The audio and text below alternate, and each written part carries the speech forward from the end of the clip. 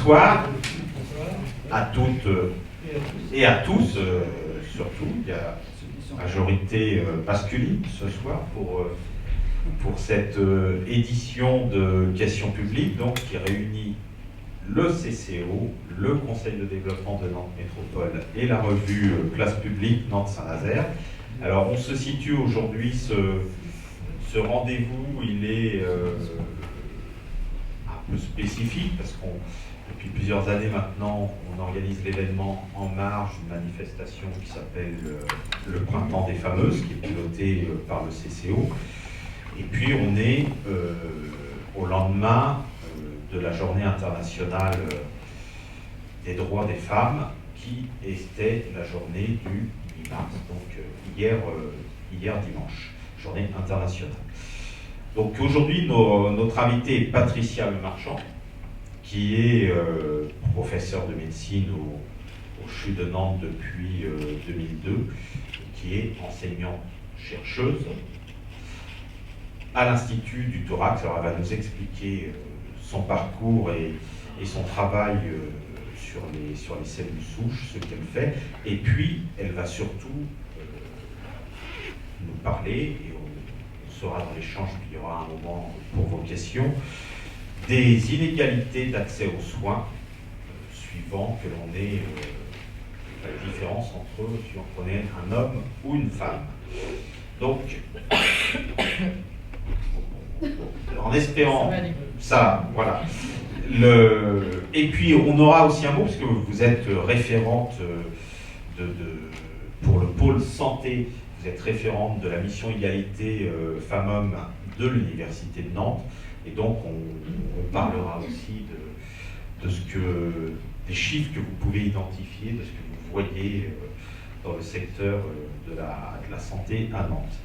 Alors, pour commencer, racontez-nous un peu ce que vous faites à Nantes au CHU comme professeur de médecine, et puis comment vous êtes arrivé à vous intéresser au genre et aux inégalités d'accès aux soins.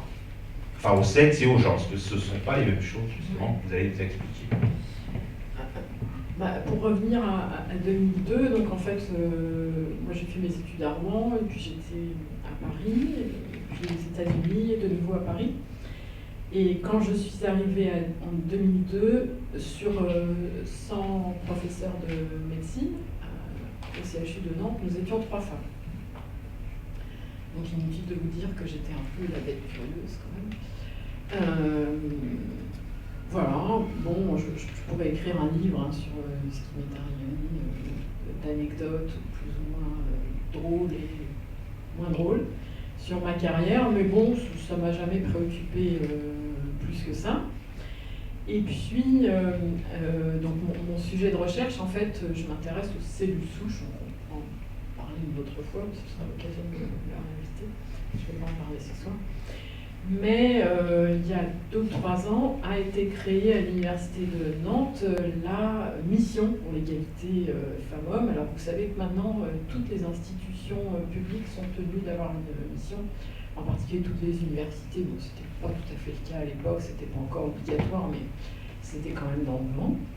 Et cette mission, c'est ma collègue Pascal Kunz, qui est professeure d'informatique à Polytech, qui a pris cette mission, qui est la seule femme professeure encore à l'heure actuelle à Polytech, sur là aussi une centaine de collègues.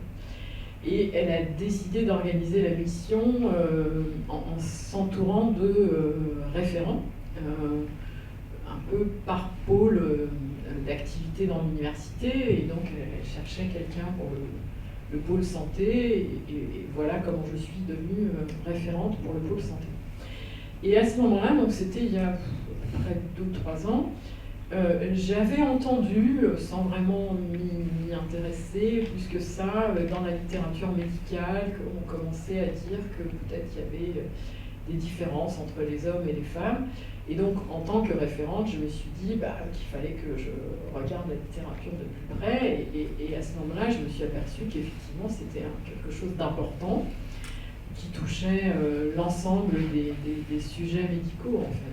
C'est partie des maladies cardiovasculaires, mais si on aura peut-être l'occasion d'en parler, ça touche bien d'autres choses que les maladies cardiovasculaires.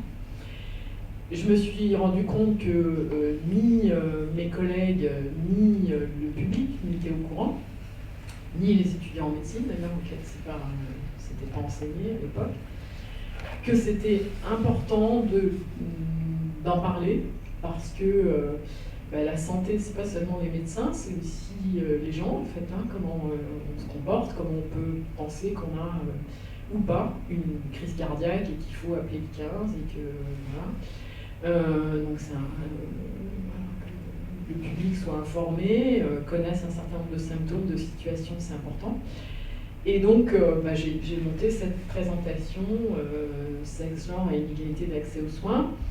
Et je me suis intéressée aux données de la littérature, quelles sont les différences, etc.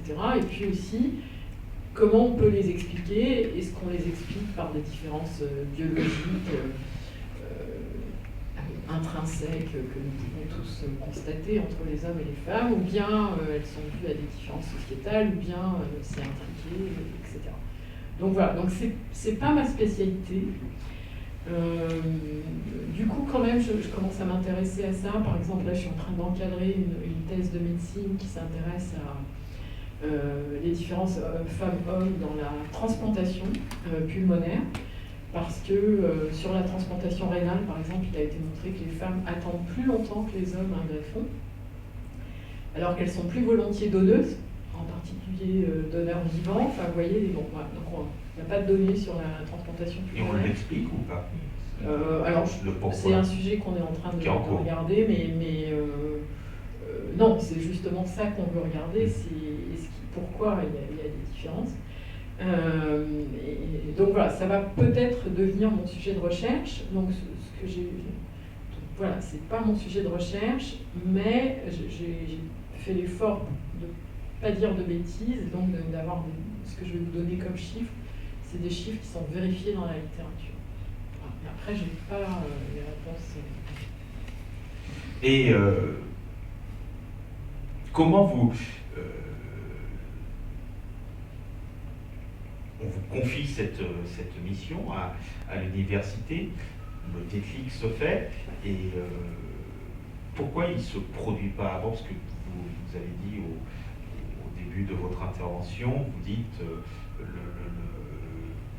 je pourrais faire quasiment une encyclopédie d'anecdotes, je imagine sexistes, etc.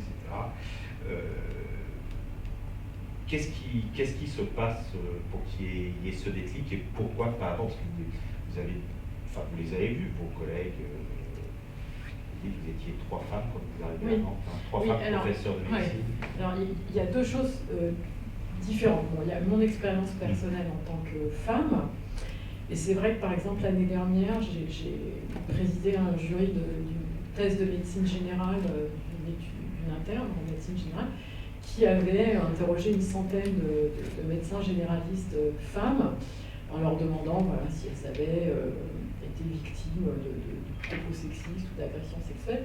Et donc elle avait sa partie de thèse où elle avait analysé, mais il y avait aussi une deuxième partie où elle avait colligé tout ce qu'on lui avait dit.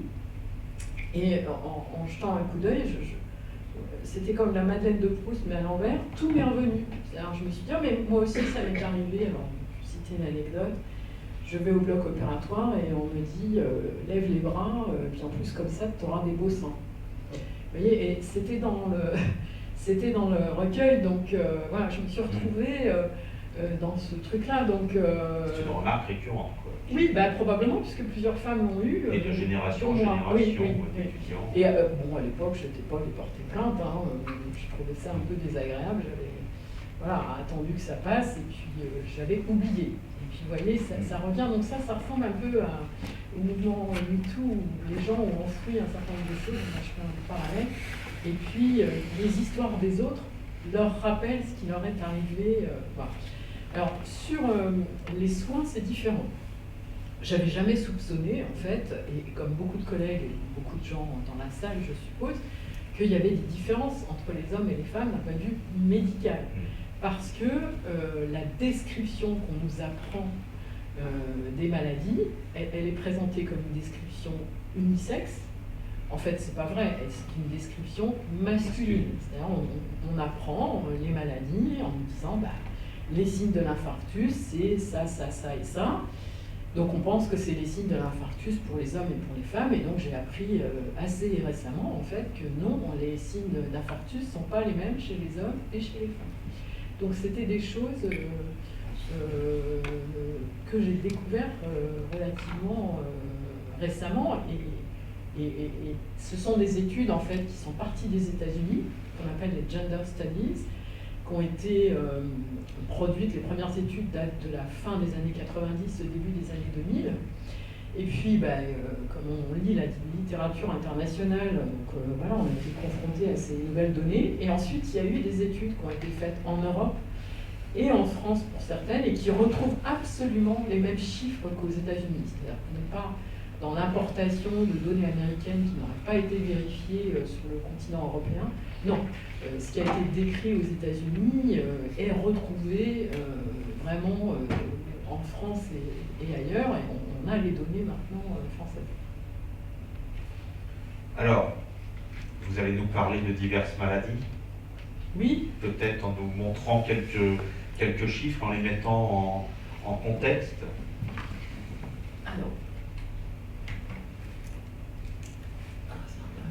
Alors, je voudrais prendre donc l'exemple des maladies cardiovasculaires, et pour prendre cet exemple, en fait, j'ai choisi une illustration que vous avez tous reconnue des bidochons, parce que d'abord j'aime beaucoup les bidochons, et puis ensuite je trouve qu'elle traduit bien spontanément ce qu'on a dans la tête quand on pense aux facteurs de risque cardiovasculaire, c'est-à-dire aux facteurs qui nous exposent en fait aux maladies cardiovasculaires.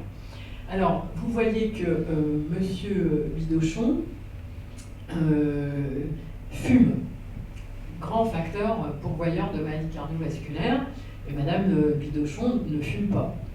Ensuite, Monsieur Bidochon, si vous regardez bien, il est assis sur un tout petit bout de chaise, ce qui doit être quand même assez stressant, c'est pas très confortable, alors que Madame Bidochon est assise très confortablement, en tout cas plus confortablement que son mari, et tricote.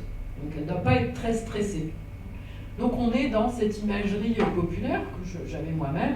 Les hommes, ils sont plus touchés que les femmes par les maladies cardiovasculaires, notamment parce qu'ils fument, notamment parce qu'ils sont plus stressés que les femmes, qui ont leur vie tranquille, plutôt plus saine que les messieurs, et donc voilà, ils ont moins de maladies cardiovasculaires. Et M. Bidochon est plutôt en forme, il mange bien. Oui, Madame Bidochon aussi, de ce côté-là, ils sont assez proches.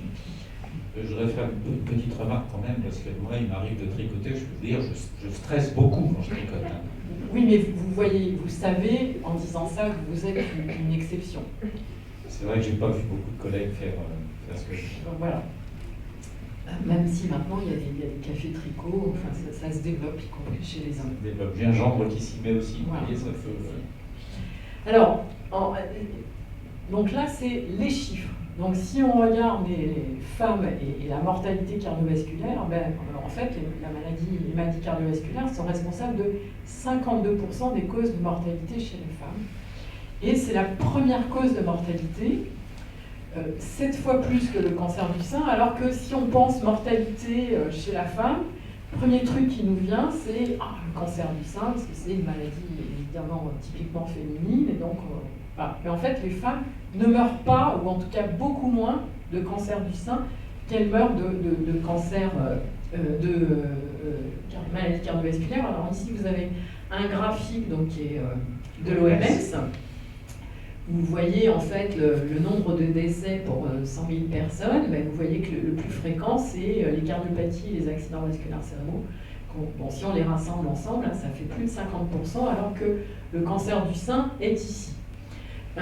Et si vous regardez les mortalités, alors ça c'était ce que je vous ai montré précédemment, c'était dans les pays, tous les pays, et dans les pays développés ici, le cancer du sein remonte un peu, parce qu'il est un peu plus fréquent dans les pays développés que dans les pays en voie de développement, mais il ne rejoint pas du tout les maladies cardiovasculaires. Et si vous regardez à gauche, donc vous avez 52% des femmes qui vont mourir de maladies cardiovasculaires, et seulement, si je peux m'exprimer ainsi, 42% chez les hommes. Donc vous voyez que mortalité cardiovasculaire, elle est finalement plus importante chez les femmes que chez les hommes. Et si on s'intéresse, c'est la dernière partie de ma diapo, à l'infarctus, pourvoyeur de mortalité chez les femmes de moins de 50 ans, eh bien, il y a 2 fois plus de morts chez les femmes que chez les hommes dans les infarctus de moins de 50 ans. Vous voyez qu'on est loin de, finalement, les chiffres sont loin de ce que l'on croit, et cette mortalité a triplé dans les 15 dernières années. Hein, donc, vous voyez, c'est pas quelque chose qui est en train de diminuer, c'est au contraire, la mortalité cardiovasculaire, en particulier chez la femme jeune, est en train d'augmenter. Chez les femmes de moins de 50 ans, hein, oui. le triplement. Oui. Oui. Alors, comment on peut expliquer donc ces facteurs de différence de mortalité homme-femme? Alors, là, j'ai pris 2 études, donc une étude suédoise sur 12 000 personnes et une étude canadienne. Il y a aussi des études françaises maintenant. Et qu'est-ce que ces études, donc sur des grands nombres de personnes, hein, vous voyez, excusez-moi, 6 000 personnes, 12 000 personnes, vous voyez qu'il y a moins de diagnostics de maladies cardiovasculaires chez la femme, il y a moins de médicaments, elles prennent moins de bêta-bloquants, moins d'aspirine, moins d'antiplaquettaires, moins de tous ces médicaments qui sont donnés en cas de maladie cardiovasculaire. Et pas parce qu'elles font plus d'effets indésirables, la fréquence des effets indésirables est la même chez les hommes et chez les femmes. Elles ont moins de procédures, c'est-à-dire moins d'angioplastie, moins de pose de stent et moins de chirurgie. Et en France, il y a 30 minutes à 1 heure de retard chez les femmes par rapport à chez les hommes dans la prise en charge de l'infarctus, au moment où l'infarctus se déclenche. Tout ça, ce sont vous basez sur des chiffres officiels, ce sont des données... Oui. Oui, alors, vous voyez, cette question me fait toujours rire. Non, mais allez-y. Faire un commentaire. Je pose souvent des questions naïves. Non, c'est pas ça. Mais en fait, moi, j'y vois une pointe de sexisme. Je viens en tant que professionnel, je vous donne des chiffres qui vous surprennent, et donc tout de suite, vous les questionnez. Vous pensez bien qu'à la place où je suis, je vais pas venir avec des trucs que j'ai inventés. Non, mais tout à fait. C'est pas un reproche, non. mais j'ai déjà vécu ça. Avec d'autres sujets, on y reviendra peut-être sur la mission, etc. Je l'ai dit tout à l'heure, j'ai fait l'effort de bien regarder la littérature. Et vous voyez, c'est juste pour interroger votre... Non, mais c'est simplement, moi je suis journaliste et je suis attaché aux sources et je ne voyais pas, elles sont en dessous. Oui. Donc vous pouvez aller vérifier. Non, je vous fais confiance. Je ne fais pas de bêtises. Mais non, au contraire, je les ai mises pour que vous puissiez vérifier. Donc, si on revient à l'infarctus, mais c'est en toute amitié, c'était juste parce que voilà, je trouve ça drôle en même temps d'interpréter les comportements. Et je pourrais en citer d'autres tout à l'heure. Alors, l'infarctus, ce qui est important, c'est la vitesse à laquelle la personne qui a un infarctus va être prise en charge. Plus vous attendez, plus le risque de séquelles est important. Donc, si vous avez 30 minutes à 1 heure de retard de prise en charge, c'est énorme. Ça va vraiment changer le diagnostic. Il faut, si possible, être pris en charge dans les 2 heures qui suivent le début des symptômes. Après 2 heures, on a un fort risque de séquelles. Donc ce chiffre-là de retard, il est très important. Et donc forcément, il va déboucher sur plus de mortalité. Alors, si on essaie d'aller un peu plus loin... Il faudrait peut-être que vous expliquiez pourquoi. Oui, c'est ce que je vais faire maintenant. Donc comment on explique ces différences entre les hommes et les femmes pour les maladies cardiovasculaires? Alors, ce que j'ai déjà un peu évoqué tout à l'heure, il y a des différences de symptômes. Chez l'homme, si vous avez quelqu'un qui a plus de 50 ans, qui vous dit « Ah là là, j'ai une douleur là, importante dans le thorax, dans la poitrine, et puis ça irradie dans le bras », tout le monde dans la salle va se dire « Est-ce qu'il n'est pas en train de faire un infarctus? On ferait peut-être bien d'appeler le 15, ça va aller vite. » Alors ça, c'est à peu près 80% des hommes qui ont cette douleur, mais c'est seulement moins de 50% des femmes. En fait, les femmes, souvent, elles n'ont pas cette douleur. Mais par contre, elles vont avoir peut-être une douleur dans la mâchoire, c'est pas très clair, souvent pas de douleur du tout. Par contre, une crise d'angoisse et des douleurs abdominales. Alors vous comprenez bien qu'une femme qui vous dit « oh là là, j'ai mal au ventre et je suis angoissée », on lui dit « écoute, va te coucher et demain matin ça ira mieux ». Oui, ben, on a perdu 10-12 heures si le lendemain elle dit que ça va pas du tout. Et les gens dans la population ne sont pas informés, et jusqu'à une époque très très très récente, ben, l'infirmière qui fait le tri aux urgences, elle n'était pas informée non plus. Les médecins qui ensuite accueillent les patients aux urgences n'étaient pas informés non plus.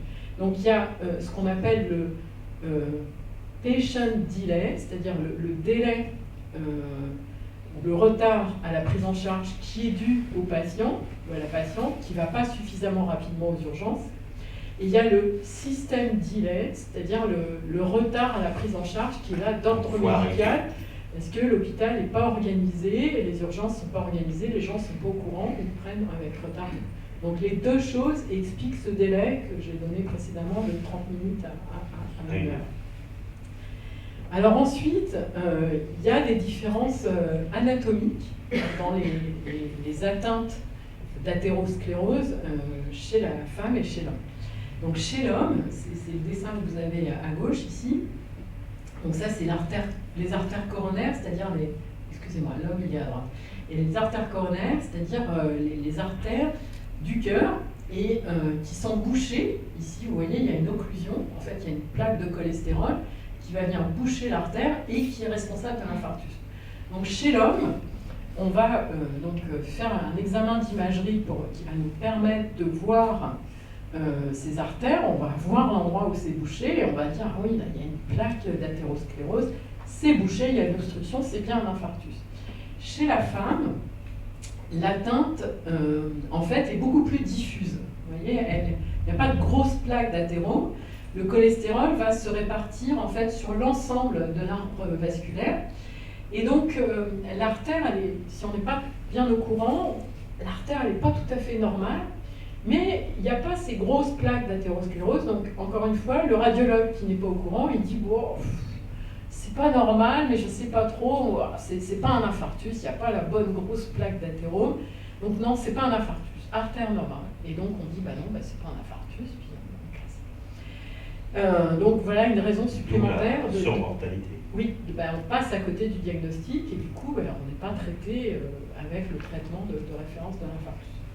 Et pourquoi on découvre ça récemment? Les chiffres canadiens, suédois sont 2016-17 études, et qui sont a priori des pays peut-être plus avancés que nous sur ces domaines-là, ces inégalités-là. Pourquoi ça n'est découvert ou mis en évidence qu'aujourd'hui avec tout ce parce que c'était pas regardé. C'était juste pas pensé, c'est-à-dire que sur le plan conceptuel, on pensait que l'infarctus, il y avait une description qui s'appliquait à tout le monde. Et donc c'était juste, les données étaient là, et en fait elles n'étaient pas regardées.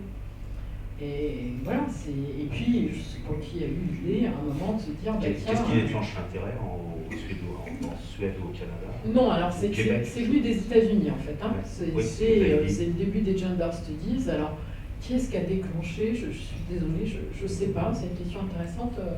Je ne pourrais pas vous dire qui est-ce qui a déclenché les premières études, parce qu'elles ont maintenant une bonne vingtaine d'années. Mais voilà, c'était pas pensé en fait, c'était pas regardé. Alors, il y a d'autres différences, des différences de facteurs de risque.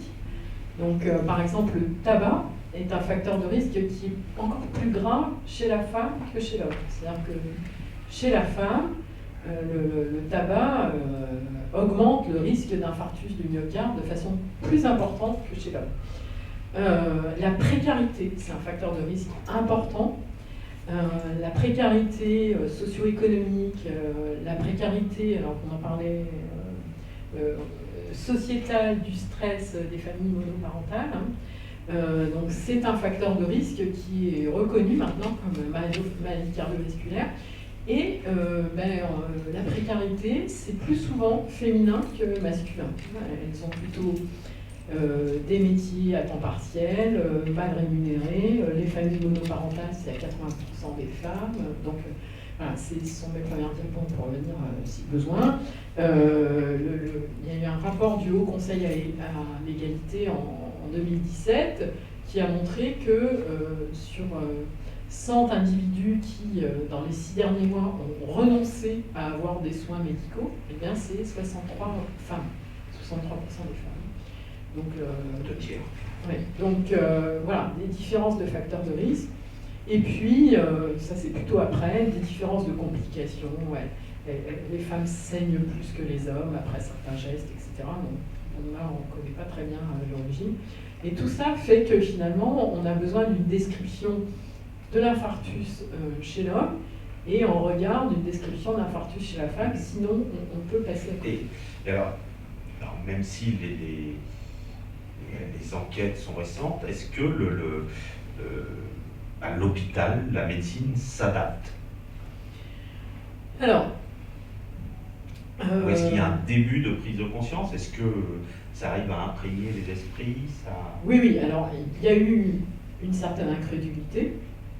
C'est-à-dire que par exemple, quand moi j'ai vu ces résultats il y a quelques années, je suis allée en parler à un collègue cardiologue au CHU, le premier réflexe, il m'a dit « Mais non, mais Patricia, moi, les hommes et les femmes, je les soigne de la même façon. Quoi.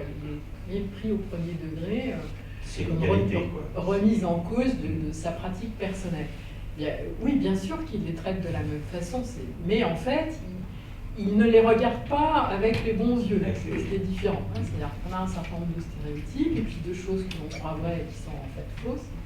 Donc il y a eu une période d'incrédulité importante, et puis après les chiffres ils arrivent des États-Unis, on dit oh bah ouais mais c'est aux US, peut-être c'est pas la même chose chez nous, en Suède, bon c'est encore un peu loin, en France, bon là on est obligé de regarder les chiffres. Et puis après, il faut faire changer les habitudes, il faut former les gens, ça c'est long, ça prend du temps. Et donc, c'est ce que je vous racontais avant. Donc, quand je suis revenue voir mon collègue cardiologue quelques années après en disant écoute, là maintenant les chiffres ils sont certains, il faut s'en occuper, etc. Ce à quoi il m'a dit bah oui, tu as raison. Et je lui ai dit bon, qu'est-ce qu'on fait vis-à-vis des étudiants en médecine qu'on forme, qui vont nous soigner, nous, quand on aura un infarctus. Donc, comment on fait? Il m'a dit oh, t'as qu'à t'en occuper. Il n'avait pas vraiment l'intention de changer son enseignement, ça prend du temps. Hein. Quand vous faites le même cours depuis 20 ans, l'infarctus, c'est la douleur, etc. Et qu'on vous dit, attends, il faut tout changer. Vu la situation de l'hôpital à l'heure actuelle, ça peut ne pas être sa priorité, je peux comprendre. Hein, mais bon, voilà, je m'y suis coltinée. Ce qu'on montre maintenant, c'est que donc, si on regarde les deux systèmes, ce que j'ai dit tout à l'heure, c'est le patient delay et le système delay. Sur les patient delays, il y a quelques années, déjà il y a 2-3 ans, il y avait des publicités, si vous alliez au cinéma à ce moment-là, qui étaient en fait faites par la Fédération française de cardiologie, où on voyait des gens de la cinquantaine danser, et il y avait un homme un peu gros qui était couvert de sueur, et on sentait qu'il allait se passer quelque chose, et on se disait il va s'écrouler, il va faire une crise cardiaque, et en fait c'était une femme qui s'écroulait. Et donc le truc vous disait, faites attention, c'est pas forcément celui auquel vous pensez. Et puis il y avait une autre publicité où on demandait à des femmes, c'était comme si c'était un casting, on leur demandait de faire quelqu'un qui est amoureux, quelqu'un qui a de la peine, et puis à un moment on disait, bon, c'était des femmes, mimer l'infarctus du myocarde, alors elles faisaient j'ai mal, etc. Puis on leur disait, mais non, mais c'est pas du tout ça en fait, chez la femme, elles étaient très surprises.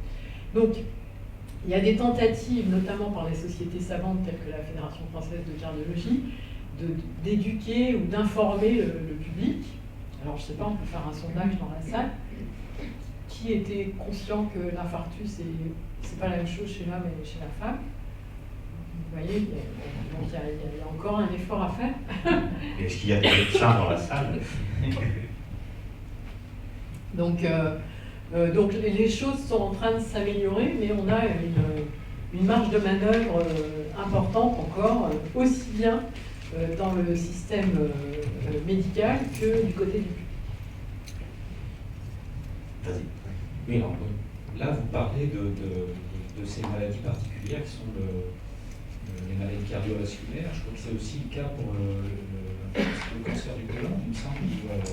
Oui, alors... Et du coup, donc parlez-nous un peu du cancer du côlon, si vous voulez, mais la deuxième question, c'est est-ce qu'il y a des différences qui jouent dans l'autre sens, qui se constatent dans l'autre sens? C'est-à-dire que des maladies où on pense qu'elles sont surtout pour les femmes et qui touchent les hommes peut-être de façon également peut-être moins perçue.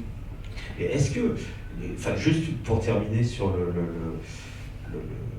la prise en charge par le système et puis le délai avant la prise en charge, est-ce que par exemple une femme qui aujourd'hui a le symptôme, le mal au ventre dont vous parlez, qui n'est pas a priori en l'état caractéristique de l'accident cardiovasculaire, est-ce qu'aujourd'hui la prise en charge par le système aux urgences du CHU Alors, je dois vous avouer que je n'ai pas vérifié sur place, à Nantes, mais dans la littérature, ces études continuent et on voit des améliorations. D'accord. Mais on n'est pas arrivé au chiffre de 100%, donc on a encore une marge de manœuvre. Et vous, ce que vous faites à Nantes, vous le faites, vous venez de le dire, c'est votre collègue cardiologue qui dit bah, vas-y, moi je n'ai pas trop le temps, tu peux t'y coller. Vous le prenez en charge, mais est-ce que c'est le cas dans tous les CHRU? La Fédération française de cardiologie, qui est dirigée par une femme à l'heure actuelle, est très active. Donc je pense qu'elle fait vraiment des campagnes auprès des collègues cardiologues, donc ça avance. Après, honnêtement, je ne sais pas. Mais quand même, il y a la pression du public. Si vous êtes abonné à des journaux mutuels, la MGN fait régulièrement des articles, la MAMIF. Donc quand même, je crois que du coup, il peut y avoir aussi une pression sociétale aussi sur le système médical. Vous voyez, ça joue dans les deux sens. Enfin, je n'ai pas l'impression que ce soit, par exemple, on va dire dans les médias grand public, c'est pas un sujet qu'on voit. Ça commence un peu à vous êtes une des têtes d'affiche un peu sur ces sujets-là, mais c'est léger encore quand même. Oui, je veux dire, on a encore des choses à faire, mais quand même, on est sorti du silence total, je pense. D'accord. Alors, le cancer du côlon. Le cancer du côlon, bon, c'était pour prendre un autre exemple, j'en aurai deux autres après. Alors, le cancer du côlon, il y a plus de mortalité chez la femme que chez l'homme. Alors, on a quelques pistes. En fait, le cancer du côlon n'est pas le même chez l'homme et chez la femme. Chez la femme, c'est plutôt un cancer ici du côlon droit, alors que chez l'homme, c'est plutôt un cancer du côlon gauche. Alors, pourquoi c'est important? Parce qu'en fait, ce ne sont pas les mêmes types de cancers. C'est un cancer du côlon dans les deux cas. Mais en particulier, les mutations génétiques qui sont rapportées à ces cancers ne sont pas les mêmes. Et du coup, les traitements aussi qui ciblent ces anomalies génétiques ne sont pas les mêmes. Les facteurs de risque ne sont pas les mêmes.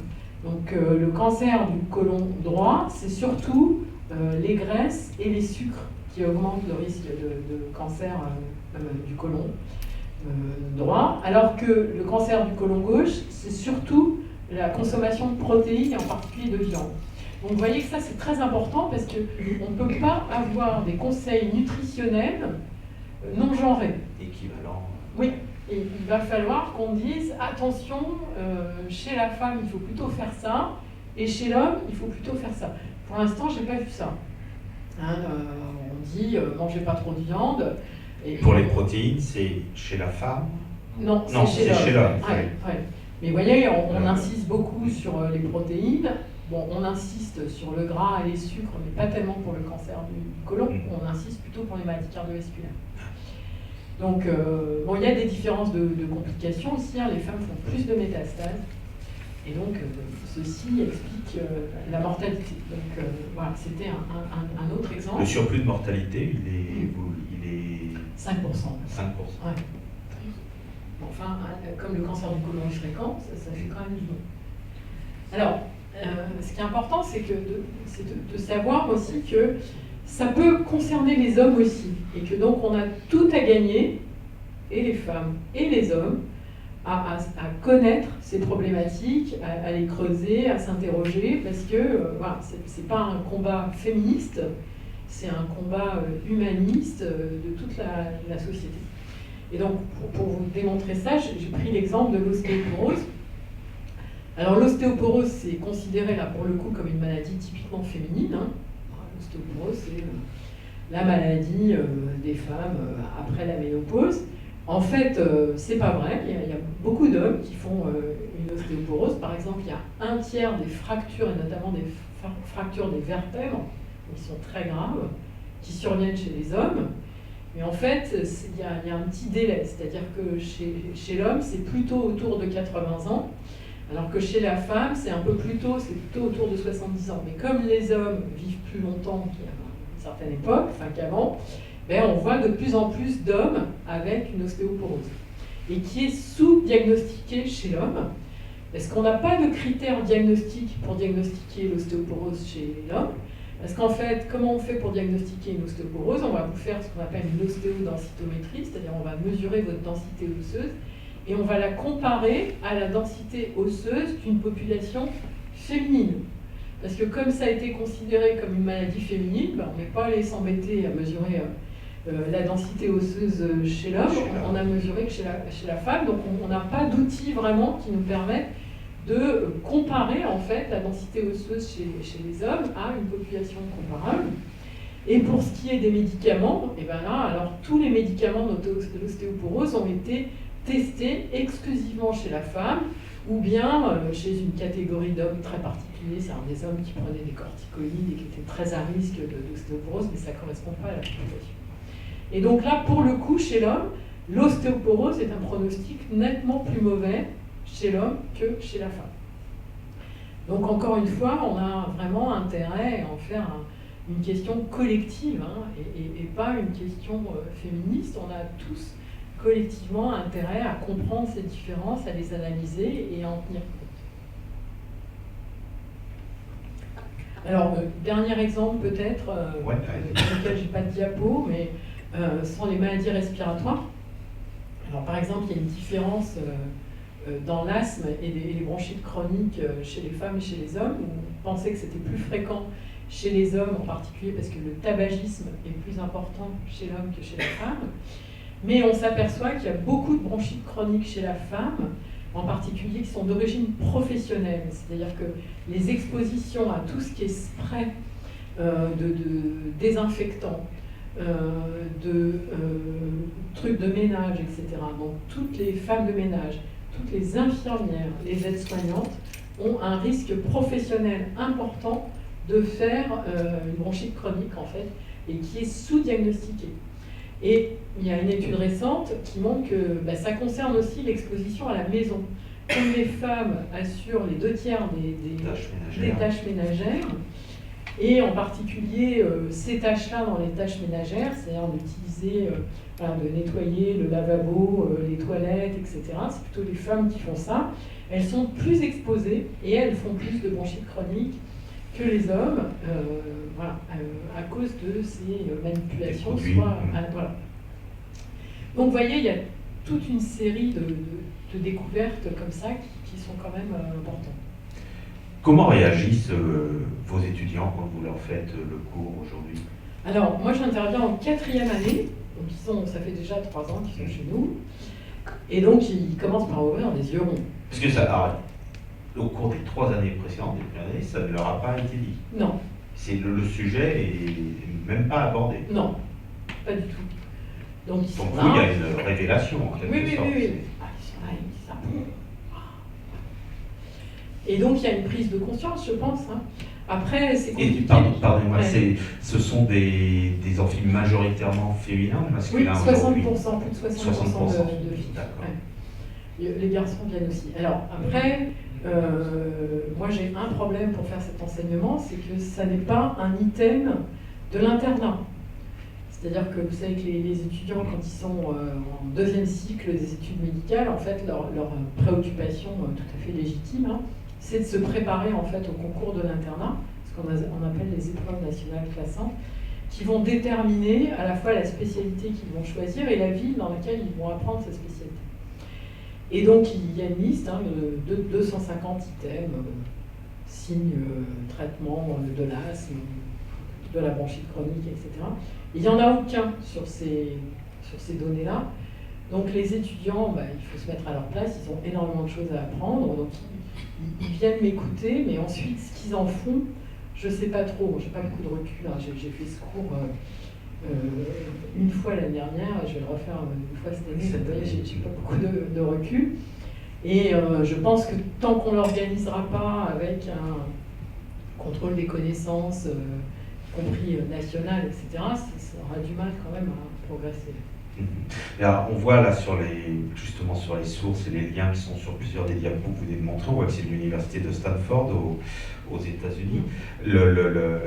Mais est-ce que c'est, aborder l'enseignement de la médecine avec un biais de genre et de sexe, est-ce que à court ou moyen terme, c'est quelque chose qui est envisageable, de par ce que vous connaissez un peu de vos collègues aussi? Est-ce qu'il y a une bonne réception ou on considère toujours ça comme... Non, je pense que...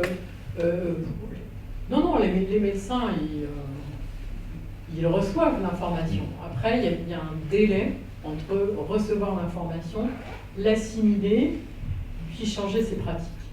Donc c'est ce délai qui est en jeu à l'heure actuelle, mais non, je pense que ça changera. Alors peut-être, si on revient en arrière, parce que j'ai quand même quelque chose à vous montrer,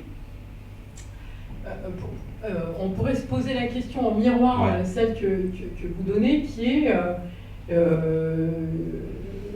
si on s'intéresse cette fois au sexe du médecin. Du médecin, oui. Et donc ça, c'est une étude qui est parue l'année dernière, 2018, une étude américaine, de nouveau sur l'infarctus. Alors vous voyez, sur un très très grand nombre de sujets, parce que c'est sur 500 000 près de 600 000 sujets. Ouais. Donc en fait, dans les hôpitaux, sur 20 ans, en 91 à 2010. Et donc, ils ont juste regardé, est-ce que les patients sont vivants ou morts? Donc, s'ils étaient morts, on leur mettait un score de 0, puis s'ils étaient vivants, c'était 3 mois après, je crois, on leur mettait le score de 1. Et puis, on a regardé la concordance de genre, c'est-à-dire entre le patient, c'est-à-dire le patient il est de sexe féminin ou masculin, et le médecin qui s'en est occupé. Il y a concordance de genre quand c'est une femme qui a été soignée par une femme, un homme qui a été soigné par un homme, et il y a discordance quand c'est un homme soigné par une femme ou inversement. Ils ont aussi regardé l'environnement médical, c'est-à-dire est-ce que, en gros, l'équipe était plutôt masculine ou plutôt féminine. Et puis évidemment, ils ont fait les choses bien, c'est-à-dire qu'ils ont regardé, de façon indépendante, c'est pas dépendant de l'âge, l'origine ethnique, le type d'hôpital, c'est un hôpital général, c'est un CHU, un hôpital de campagne, etc. Et donc ce qui montre, en fait, c'est ce qui est ici, donc c'est que si vous êtes une femme, donc c'est la courbe en rouge ici, vous avez moins de chances de survie. La survie, elle est de 0,87 à 0 un peu plus là. Donc vous voyez, donc il y a à peu près 12% des gens qui meurent. Elle est inférieure si vous êtes une femme par rapport aux hommes qui sont en bleu. Et alors elle est particulièrement basse si vous êtes une femme soignée par un homme. Mais ça marche aussi pour les hommes. Vous avez intérêt, si vous êtes un homme, non pas à être un homme soigné par un homme, mais vous avez intérêt à être un patient homme soigné par une femme. C'est un peu mieux. Et oui, c'est un peu mieux, et pour les femmes, c'est mieux aussi. Et donc ça me semble important parce que... C'est beaucoup mieux pour les femmes. Pour les femmes, c'est beaucoup mieux.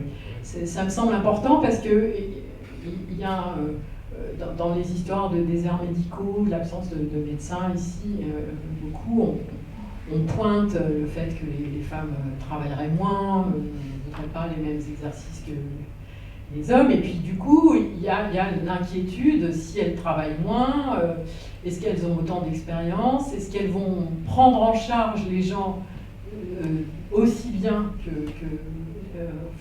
que les hommes médecins. Et donc la réponse clairement à cette étude, c'est que oui.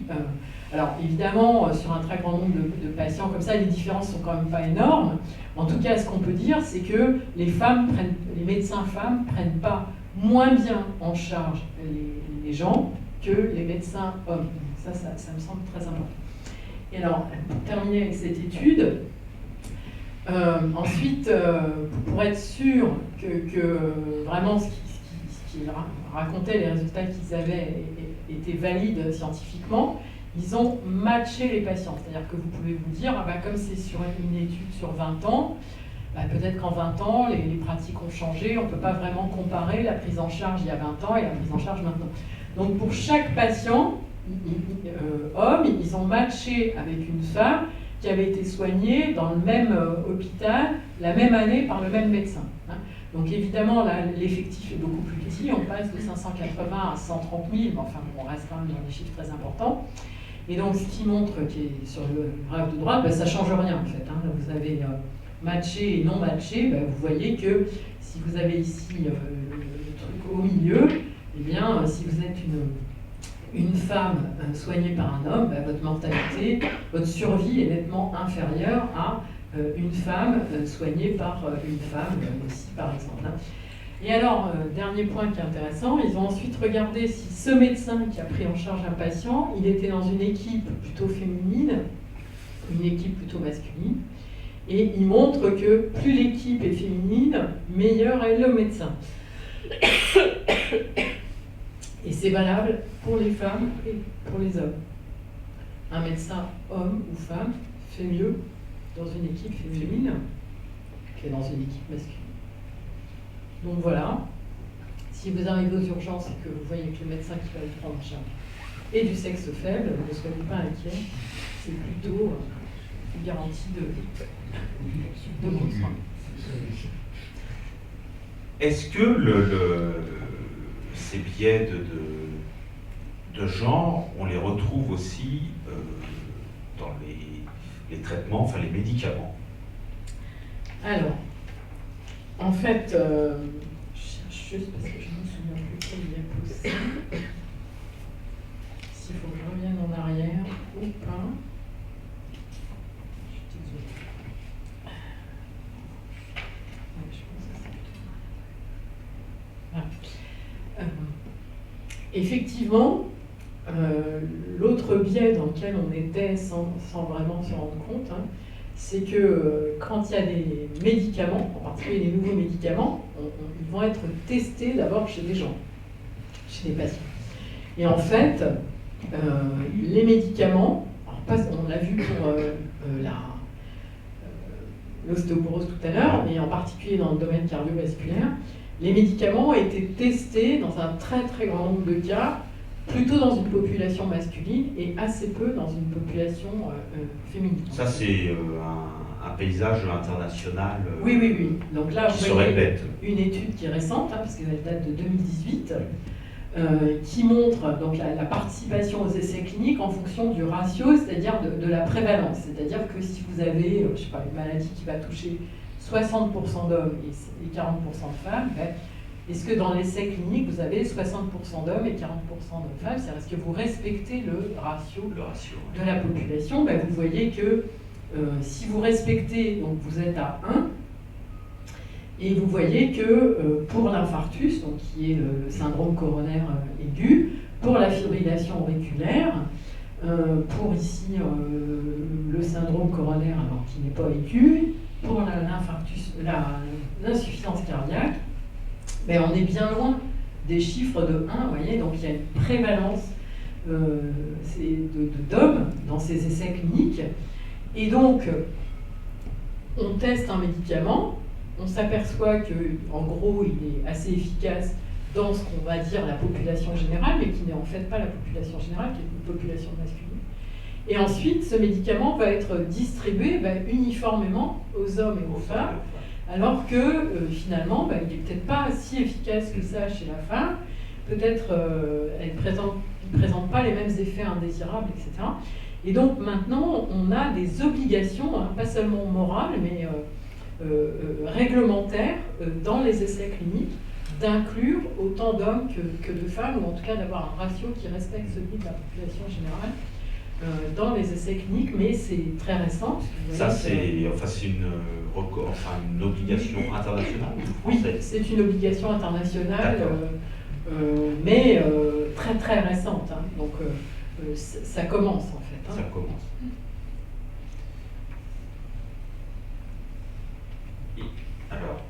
est-ce qu'il y a des questions? Qui veut... Moi, je vais en poser une. Je tente que le micro arrive.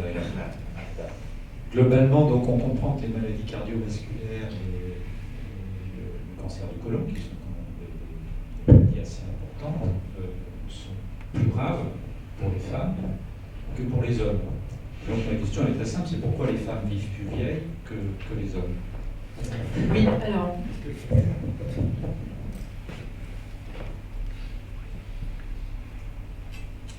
alors certes, elles vivent plus vieilles, mais cette différence tend à s'estomper en fait. Et puis, quand on regarde l'espérance de vie en bonne santé, je ne sais pas si vous connaissez ces chiffres, mais ils sont vraiment importants, en particulier quand il est question de la retraite et de l'âge auquel on va pouvoir partir à la retraite. La bonne santé, c'est son souci médical majeur. Voilà, c'est sans prise de médicaments, sans maladie chronique, en fait. Sans maladie chronique. Mais vous voyez que les âges sont très proches, puisque c'est 64% des femmes et 63% des hommes. Alors, la différence, en ce qui concerne encore donc c'est la durée de vie en mauvaise santé, en fait, qui est un peu différente. Et c'est aussi parce que, jusqu'à une époque récente, elles n'avaient quand même pas tout à fait les mêmes facteurs de risque. C'est-à-dire, elles fumaient moins, c'est de moins en moins vrai, elles se rapprochent considérablement. Elles étaient moins exposées professionnellement, elles n'allaient pas à la mine. Vous voyez, donc du coup, il y avait quand même des différences sociétales mais qui sont en train de s'estomper, parce qu'il n'y a plus de mineurs, le tabagisme est très proche chez l'homme et chez la femme, etc. Et juste pour terminer sur les médicaments, du coup, est-ce qu'on peut imaginer demain que sur une même maladie, on ait des médicaments différents, ou en tout cas dosés de façon différente selon les gens? Oui, alors ça c'est certain. Je vais prendre un exemple. Vous avez peut-être pris ce médicament qui s'appelle le Zolpidem, qui est un médicament contre l'insomnie, qui était très largement prescrit depuis 1 an. Il ne peut plus l'être aussi autant qu'il l'était. Qui est un médicament que les gens prennent aussi souvent pour le jet lag. Ce médicament, aux États-Unis, il a fait l'objet d'alertes parce que chez la femme, il y avait plein d'effets indésirables. Et donc, c'était, c'est un médicament qu'il ne faut pas prescrire chez la femme, chez l'homme, oui, mais chez la femme, il faut. Et en fait, c'était un problème de dosage. C'est-à-dire qu'en fait, on s'est aperçu que les femmes sont globalement d'un poids corporel inférieur au poids masculin, et que en fait on leur donnait une dose qui était un comprimé, vous prenez un comprimé, et elles étaient en surdosage. Et donc il ne s'agissait pas de différences biologiques, sexuelles qui étaient liées aux hormones féminines ou je ne sais pas à quoi, c'était juste une différence en fait de poids. Et donc maintenant, on adapte en fait la quantité. Il faut prendre qu'un demi-comprimé, c'est pas la peine de prendre un comprimé entier, etc. Donc oui, on va vers des traitements différenciés. Alors ça pourra être le même traitement, pas forcément la même dose. Pour le cancer du côlon, de toute façon c'est déjà le cas. Si vous avez un cancer du côlon gauche avec telle ou telle anomalie génétique, vous n'allez pas avoir le même traitement que le cancer du côlon droit. Donc il y a déjà des différences, mais qui n'étaient pas vues comme des différences de genre. Oui, on pourrait imaginer des traitements différents. Et alors peut-être dernière question, en tout cas en ce qui me concerne, il y a 2 choses dans ces maladies, c'est-à-dire il y a la génétique, et elle est différente pour une femme et pour un homme. Et en même temps, vous dites régulièrement, il y a des facteurs de risque, c'est-à-dire il y a la manière dont on se comporte qui peuvent provoquer l'apparition de ces maladies. Est-ce que c'est quelque chose que vous arrivez à différencier dans ces études? Alors, je peux faire une réponse un peu longue? Allez, oui. Donc effectivement, traditionnellement, donc, on distingue ce qu'on appelle le sexe et le genre. Donc le sexe fait référence aux différences biologiques. Chez l'homme et chez la femme, il n'y a pas le même nombre de chromosomes, le chromosome Y chez l'homme Les profils hormonaux ne sont pas les mêmes, la taille n'est pas la même, les femmes vont être plus petites, moins de poids, etc. Et puis le genre fait référence au rôle et comportement construit, c'est-à-dire les femmes fluent moins, voilà, ou les femmes vont porter des hauts talons, c'est un peu moins fréquent chez l'homme quand même. Donc toute une série de choses différentes. Et alors là, vous voyez un tableau que je suis allée chercher donc, au National Institute of Health, qui est l'institut gouvernemental de la recherche en biologie santé aux États-Unis, qui a une page, enfin plusieurs même, beaucoup de pages même, qui s'appelle Women, donc qui s'intéresse à ces questions. Et dans ce tableau-là, ils ont essayé de distinguer, alors ils ont mis en bleu ce qui leur paraissait d'origine biologique, sexuelle, et puis ce qui leur paraissait d'origine genrée. Alors si on part du bas, par exemple, si on prend la pathologie du genou et on revient au port des talons, on peut se dire que porter des talons hauts toute la journée, si par exemple on est hôtesse d'accueil, eh bien on risque d'avoir des pathologies du genou qui sont clairement genrées, qui sont dues au port de talons. Inversement, si on est carreleur, qui est plutôt un métier masculin, on va avoir une pathologie du genou qu'on ne va pas retrouver chez les femmes, où il y a très peu de femmes qui sont carreleurs. Donc là, on saisit très bien ce qui peut être le genre. Alors, si vous regardez un peu le haut, moi quand j'avais vu ce diagramme-là, on arrive à des trucs qui sont un peu plus cafouilleux. Donc ils ont essayé par exemple pour regarder l'arrêt du tabac, et alors ils essaient de distinguer ce qui pourrait être biologique et ce qui pourrait être genré. Alors par exemple, le biologique, ça serait que les femmes ont plus de mal à arrêter de fumer. Alors moi je ne vois pas du tout en quoi c'est biologique ce truc-là. Donc vous voyez, on rentre dans une discussion. Est-ce que c'est biologique? Est-ce que c'est la question que vous m'avez posée en fait? Est-ce que c'est biologique? Est-ce que c'est genré? Et comment on peut répondre à cette question? Alors, si on réfléchit, nous, qu'est-ce qu'on a dans nos têtes, dans l'imagerie populaire? Bon, si je vous dis que les hommes et les femmes sont différents, vous allez me dire, oui, il y a même des livres qui disent que les hommes viennent de Mars et les femmes viennent de Vénus. Donc si on vient de planètes différentes, il y a de fortes chances qu'on soit très très différents. Et donc pour nous, non seulement les hommes et les femmes sont distincts, mais on ne peut pas dire qu'il y ait d'overlap. C'est-à-dire si on est un homme, on est un homme, et puis si on est une femme, on est une femme, et puis on ne peut pas confondre.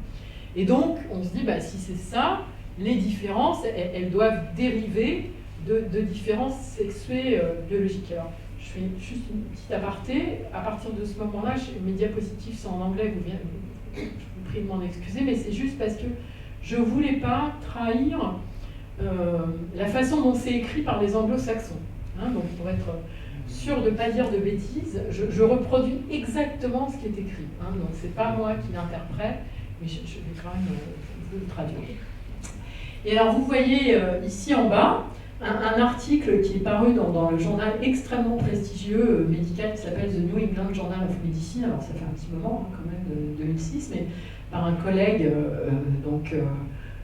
professeur à Harvard, donc ça rigole pas. Et il appelle la biologie des différences humaines. Et puis alors il a cette phrase un peu étrange où il dit ici, bien que donc il dit, il y a des différences, tout le monde sait maintenant qu'il y a des différences entre les hommes et les femmes d'un point de vue médical. Et puis il dit, ici, bien que très peu de ces différences soient comprises sur le plan moléculaire et cellulaire, donc sur le plan des mécanismes, l'explication, donc ça ne peut être, must derive, que de différences biologiques fondamentales. Alors vous voyez, ça c'est pas du tout scientifique. Il dit, on ne comprend pas, mais c'est forcément cette origine-là. Il y a une certaine contradiction.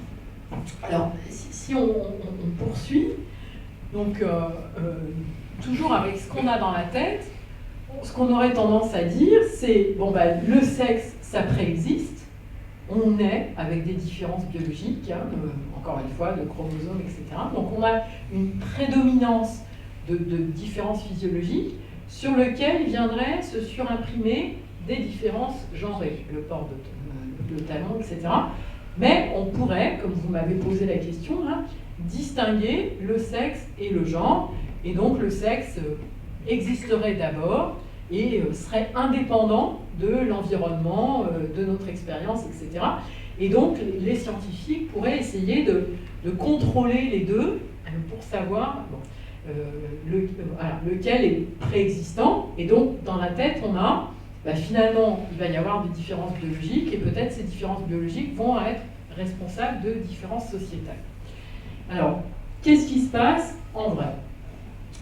Alors, c'est ça mon take-home message, c'est-à-dire le message que vous pouvez retenir en rentrant chez vous, c'est que c'est pas parce que on voit une différence, y compris biologique, entre les hommes et les femmes, qu'elle est forcément d'origine biologique. Et je vais vous donner plusieurs exemples.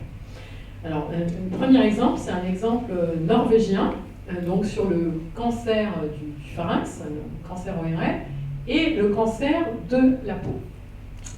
Alors, vous voyez cette étude, donc, qui est assez ancienne. En fait, ils ont pris une cohorte de gens qui avaient eu des cancers ORL ou des mélanomes, et ils ont regardé si c'était des hommes et des femmes, et ils ont regardé s'il y avait une association entre le nombre d'enfants que ces gens avaient eu, donc entre 0, 1, 2, 3, 4 enfants. Et vous voyez que chez la femme, plus vous avez d'enfants, vous voyez, 1, 2, 3, 4, plus ce chiffre diminue, donc plus vous avez d'enfants, moins vous avez de risque de faire un cancer ORL. Alors là, tout de suite, on dit, est-ce que ce sont les hormones sexuelles de la grossesse qui protègent finalement contre le cancer ORL? Deuxième idée en creux, mais alors la pilule, c'est un traitement qui va augmenter le risque de cancer, puisque vous n'avez pas d'hormones sexuelles pour la grossesse, vous n'avez pas de grossesse, etc. Donc vous voyez que c'est quand même un raisonnement qui est potentiellement dangereux, parce qu'il peut vous mener à des campagnes publiques, et qui existent aux États-Unis, de dire n'utilisez pas la pilule, parce que la pilule va vous faire prendre des risques de santé, etc. Et alors cette étude, elle a été publiée en 1995, et à l'époque, les gens n'avaient pas du tout regardé ce qui se passait chez les hommes. Et effectivement, c'est le cas. Moi, quand j'ai quelqu'un en face de moi qui vient me voir pour la première fois, si c'est une femme, je vais lui demander combien elle a eu d'enfants, si elle a eu des enfants et combien. Si c'est un homme, je ne pose pas la question. Ou bien si je la pose, c'est à un moment, si j'ai quelqu'un qui est âgé et qui a une pathologie grave, pour connaître un peu son environnement et savoir s'il va pouvoir compter sur un environnement familial soutenant, etc. Et donc là, ils ont repris exactement la même cohorte, mais ils ont aussi regardé chez l'homme. Et alors, c'est ce que vous voyez là. Oh surprise, chez l'homme aussi. Plus vous avez d'enfants, moins vous avez de risque de cancer ORL. Et donc là, ce n'est pas les hormones de la grossesse. Donc vous voyez bien que là, il y avait une différence qui paraît biologique, c'est-à-dire il y a un cancer ORL, donc un truc palpable, et dont on pense qu'il est d'origine biologique, et puis en fait, non, il existe chez les hommes et chez les femmes. Et donc l'hypothèse actuelle, en fait, c'est la consommation d'alcool. Alors qu'il est montré un lien très très fort entre plus vous buvez d'alcool, et plus vous fumez aussi, mais surtout l'alcool, plus vous buvez d'alcool, plus vous avez de risque de faire un cancer ORL, et plus vous avez d'enfants, moins vous buvez. Alors après, pourquoi plus vous avez d'enfants, moins vous buvez? Bon, c'est une autre question sur laquelle je ne pourrais pas m'étendre ce soir. Et vous avez la même chose ici avec le cancer de la peau. Donc, vous voyez une diminution, c'est un peu moins, mais quand même, du cancer de la peau. Plus vous avez d'enfants, moins vous avez de cancer de la peau. Et c'est valable aussi chez les hommes. Et donc là, l'hypothèse, c'est que, comme ça se passe en Norvège, quand vous avez beaucoup d'enfants, vous n'avez pas beaucoup d'argent et pas beaucoup de temps, vous ne partez pas beaucoup en vacances et pas au soleil. Voilà. Et donc vous avez moins de risque de faire... Donc vous voyez comment une donnée réelle, biologique, etc., peut, si on ne fait pas attention, trouver une explication pseudo-biologique qui n'existe pas. En fait, Et ça se répète sur diverses autres maladies Là, le mélanome, cancer Alors, j'ai d'autres exemples. Alors, il y a l'exemple... Zolpidem. Alors, c'est ce que je vous ai dit tout à l'heure. Donc, on pourrait croire que c'est le zolpidem. l'exemple que je citais tout à l'heure, donc c'est une différence entre les hommes et les femmes, mais en fait, si vous rapportez au poids, vous ne voyez plus rien. Si on prend l'ostéoporose, donc l'ostéoporose, on sait que ça dépend chez la femme de la présence des hormones féminines, c'est-à-dire que c'est une maladie qui commence après la ménopause, quand il n'y a plus les hormones sexuelles, mais ça dépend aussi beaucoup de facteurs environnementaux. Par exemple, l'activité physique, c'est le meilleur facteur qui va empêcher en fait l'apparition, c'est le meilleur facteur de prévention de l'ostéoporose. Bien, l'activité physique, les hommes font beaucoup plus d'activité physique que chez la femme. Alors d'activité physique professionnelle, mais aussi ils fréquentent plus les salles de sport. D'ailleurs, elles sont plutôt organisées pour des pratiques masculines. Hein. C'est une question aussi importante dans le débat sur les municipales. On pourra en parler. Par leur travail aussi, ils sont plus exposés que les femmes au soleil. Et donc, vous voyez comment en fait des facteurs environnementaux vont conditionner en fait une donnée biologique. Bon, je crois que j'ai encore un. Est-ce que j'ai d'autres exemples? Non. Alors, après, si on reprend, est-ce que vraiment on peut distinguer les hommes et les femmes aussi facilement que ce que l'on croit? Si on prend la taille, vous savez que globalement, les femmes sont plus petites que les hommes. Si on prend la moyenne, il y a une différence qui est importante. Donc là, vous l'avez représenté. Donc en rose, ce sont les femmes. Donc ici, vous avez la moyenne. En bleu, ce sont les hommes. Et donc il y a clairement une différence. C'est la taille américaine, mais les hommes sont en moyenne plus grands que les femmes. Mais en même temps, on connaît tous des femmes grandes et des hommes petits. En fait, si vous regardez les deux courbes, il y a un overlap important. Et donc, vous ne pouvez pas faire de la taille, un facteur catégoriel. C'est-à-dire que si je vous donne une taille, je vous dis 1,85 m, vous ne pouvez pas me dire à coup sûr c'est un homme, ou à coup sûr, si je vous dis 1,60 m, c'est une femme. Et en fait, si vous prenez n'importe quel facteur biologique, tout seul, vous ne pouvez pas dire, ça me permet à l'avance de dire c'est un homme ou c'est une femme. Autre exemple, la testostérone. Le taux élevé de testostérone, majoritairement sont des hommes, mais il y a des femmes qui ont des taux de testostérone qui sont élevés, et il y a des hommes qui ont des taux de testostérone qui sont bas. Et si vous regardez les difficultés qu'ont les comités olympiques, pour classer les hommes et les femmes, et vous savez qu'il y a une femme, alors je ne sais plus dans quelle catégorie. C'était dans une course à pied, je crois. Voilà, c'est ça, je pense que c'est... Une course d'endurance, je crois. Auquel, alors on est allé doser, qui est très bonne dans sa catégorie, donc c'est de l'athlétisme, on est allé lui doser le taux d'hormones, donc on lui a trouvé un taux de testostérone qui est plus que la moyenne chez les femmes. Et on lui a dit, madame, vous n'êtes pas une femme et si vous voulez courir, commencez par faire baisser votre taux et puis on verra. Bon, inutile de dire qu'on ne va pas doser les oestrogènes chez les hommes. Ce sont les femmes qui ne peuvent pas être en short sur les stades de tennis, c'est toujours, on est toujours plus suspicieux avec les femmes qu'avec les hommes. Et donc, pour prendre un autre exemple qui est sur ma diapo, par exemple, l'élasticité artérielle, qui est quelque chose qu'on peut mesurer avec un petit appareil. C'est quoi précisément? C'est le caractère distant, élastique de vos artères. Quand vous perdez l'élasticité, vous êtes à risque de faire une maladie cardiovasculaire. Donc on s'était aperçu qu'il y avait une différence entre l'élasticité artérielle des hommes et des femmes. Mais en fait, si on la ramène à la taille, il n'y a plus de différence entre les hommes et les femmes. Donc ce n'est pas un problème d'appartenance à tel ou tel sexe. Plus vous êtes grand, plus vos artères sont rigides en fait. Et plus vous êtes petit, plus vos artères sont souples. Donc, vous voyez comme des différences dont on pense au départ qu'elles sont strictement sexuées, en fait, ne le sont pas forcément. Donc c'est un briquet.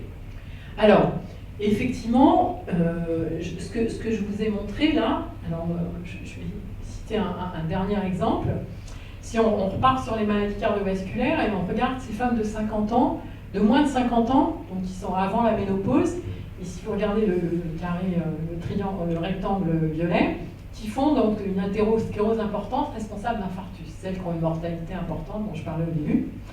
Bon, ben, on sait maintenant d'où vient cette athérosclérose accélérée, en fait, hein, qui est responsable de l'infarctus. Bien, c'est parce qu'elles ont souvent une dysfonction ovarienne, une augmentation du taux de cortisol dans le sang, une activation d'un certain nombre d'hormones. Et du côté gauche, en fait, ces dysfonctions ovariennes, on sait que ça vient en fait de facteurs de stress, et notamment ceux que j'ai cités au début, le stress socio-économique, les familles monoparentales, etc. Et donc vous voyez là, en fait, comment des facteurs sociaux viennent finalement modifier la biologie. Et ils ne se surajoutent pas, ils modifient directement la biologie. Pour prendre un dernier exemple, donc il y a des différences dans le métabolisme du glucose aussi qui ont été montrées chez l'homme et chez la femme. Et en fait, là, de nouveau, si vous ramenez les différences à la masse musculaire, eh ben, vous ne voyez plus de différence en fait, entre les hommes et les femmes. Or, la masse musculaire, c'est une affaire genrée, c'est-à-dire que chez l'homme, elle est valorisée, la masse musculaire, alors que chez la femme, c'est plutôt la minceur. Et donc, voilà, on a des différences genrées qui vont modifier notre biologie, en particulier notre métabolisme des glucoses. Donc, comme vous l'avez dit, en fait, de mon point de vue, on ne peut pas distinguer chez l'homme ce qui appartient au genre et ce qui appartient au sexuel. Il faut le prendre comme un ensemble de modifications et pas essayer vraiment de faire la différence. Alors, moi j'ai compris, je vais arrêter le tricot là. Madame. Oui, bonjour. C'est plus qu'une question, c'est un rapport d'étonnement, pour pas dire un rapport d'effarement, que j'ai envie d'exprimer. Parce qu'en fait, moi je suis complètement naïve dans toutes ces questions. Je connais pas du tout, je découvre complètement. Et on a l'impression que la médecine a fait des progrès énormes. Enfin, moi, c'est l'idée que j'ai. Voilà, on sait faire des choses extraordinaires, tant en chirurgie que pour soigner des tas de maladies. Et là, vous vous dites, mais alors, il y a des choses qu'on a commencé à regarder en 2015, 2016, 2017. C'est complètement effarant parce qu'en même temps, ce sont des choses assez simples. C'est pas des recherches extraordinaires. Vraiment, c'est effarant de vous entendre. Et du coup, il me vient une autre question qui décale peut-être un peu le problème, mais je pense à Irène Frachon, à son combat pendant des années. Et est-ce que ce combat, quelque part, il n'a pas été aussi long parce que c'était une femme qui lançait ce cri d'alarme, quoi. Alors, bon.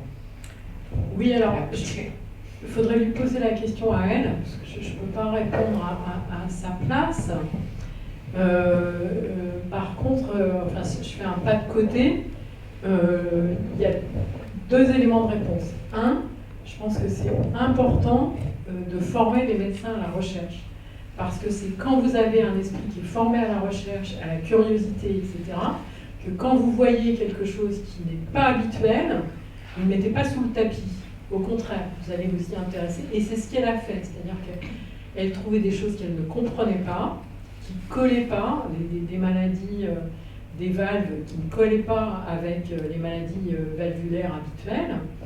Et donc, elle a creusé ce sillon, alors que d'autres collègues disaient « Oh, non, c'est une particularité, mais on n'y voit rien. » D'ailleurs, sur les valves, c'est intéressant, parce que mon collègue Thierry Le Tourneau, qui est cardiologue au CHU de Nantes et qui est spécialiste des maladies valvulaires cardiaques, il dit que les abacs qu'on a pour mesurer la taille des valves, en particulier la valve mitrale, qui était très touchée dans les pathologies liées au Mediator, en fait, les abacs sont masculines.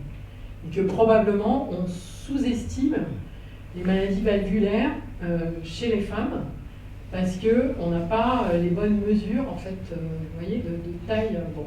Donc ça continue. Pour l'instant, là, c'est une hypothèse, on est en train de regarder, etc. Mais bon, c'est un peu le verre à moitié vide et à moitié plein. C'est-à-dire on peut aussi se réjouir que maintenant, ces choses commencent à sortir, les gens s'y intéressent, etc. Puis elle avait été aussi un peu victime du lobby Servier Ah voilà, qui alors avait c'était ça mon deuxième point. fait garder Il faut sous quand le même coude, dire que je respecte beaucoup mes collègues cardiologues, mais ils sont très très gangrénés par les laboratoires pharmaceutiques quand même. Hein. Très très très. Et les laboratoires pharmaceutiques qui vendent des médicaments en cardiologie sont très très très présents dans les services médicaux, dans les congrès, chez les plus jeunes, etc. Et donc, quand vous avez l'habitude d'être invité par un laboratoire, d'aller à des congrès organisés par des laboratoires, c'est un peu plus compliqué, même de façon inconsciente, hein, pour aller chercher des effets indésirables. Et bon, dans le milieu de la pneumologie, qui est mon milieu et qui est celui d'Irène Frachon, puisque c'est une pneumologue, on a beaucoup plus de distance vis-à-vis des laboratoires. Et par exemple, ça fait bien longtemps que quand on fait une recherche sur une maladie respiratoire, si on veut le publier dans un journal américain très prestigieux, eh bien, on doit signer un papier qui dit qu'on n'a pas reçu de subside de l'industrie du tabac. Parce qu'une des manières avec laquelle l'industrie du tabac a pu vendre des cigarettes pendant très très longtemps sans que les choses soient vraiment connues, c'est qu'elle arrosait en fait en même temps oui, la recherche en pneumologie. Hein. Et du coup, bon, vous n'avez pas envie de scier l'arbre sur lequel vous êtes assis, hein, et donc elle a comme ça ralenti en fait la recherche sur les conséquences du tabac. Allô ? Je me permettrai de faire quelques remarques. Depuis quand même quelques temps, nous savons qu'il y avait une différence du tableau clinique de l'infarctus chez l'homme et chez la femme. Pour plusieurs raisons, parce que souvent, elles font des formes postérieures qui donc jouent au niveau gastrique et donnent, comme vous l'avez dit, une symptomologie digestive, alors que chez l'homme, c'est beaucoup plus... premièrement. Et ce qui peut expliquer qu'elles ne consultent pas tout de suite, elles attendent, et donc les secours viennent plus tard, et on fait ça c'est une chose.